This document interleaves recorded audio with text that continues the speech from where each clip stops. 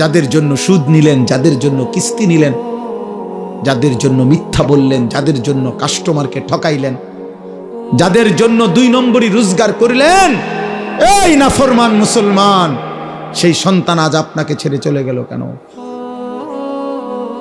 যে এখন দুনিয়াতেই চলে গেছে, আখিরাতে সে আপনার কি উপকার করবে?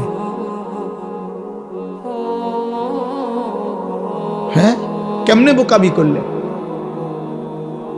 কেন বোকামি করলেন? অথচ আপনার মৃত্যুর পরেও ছেলে পেলে ঢিকে দুনিয়া চালাইতে পারত।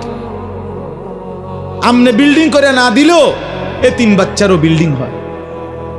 এমন অসংখ্য এতিম সন্তান যে তার বাবাকে জন্মের সময়ও দেখে নাই, পরবর্তীতে তার বাড়িও হয়েছে, গাড়িও হয়েছে, বিল্ডিংও হয়েছে, বিয়েও করছে, বাচ্চা কাচ্চাও হয়েছে।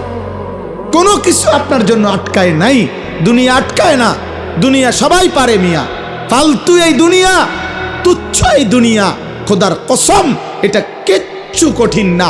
একটা পিঁপড়া পর্যন্ত তার দুনিয়া চালাইতে পারে, একটা কুত্তা তার দুনিয়া চালাইতে পারে, একটা শূকর তার দুনিয়া চালায় নিতে পারে। আপনার ছেলে পারবে না কেন? কেন পারবে না বেটা?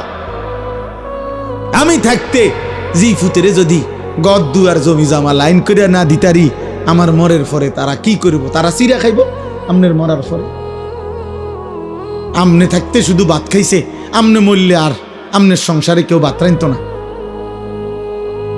আমনে মরার পরে আর বিল্ডিং হবে না, আমনের মরার পরে ব্রিকফিল্ড সব বন্ধ হয়ে যাইব, আমনে মরার পরে রাজমিস্ত্রিরা সব বাইর যাবো গা। ধোকা ধোকা ধোকা ধোকা। এজন্য বাবাদেরকে বললাম, বাবা আখেরাত মিলান, আখেরাত। দুনিয়া মিলাইয়েন না, দুনিয়ার হিসাব দিয়া তৃপ্ত হইয়েন না।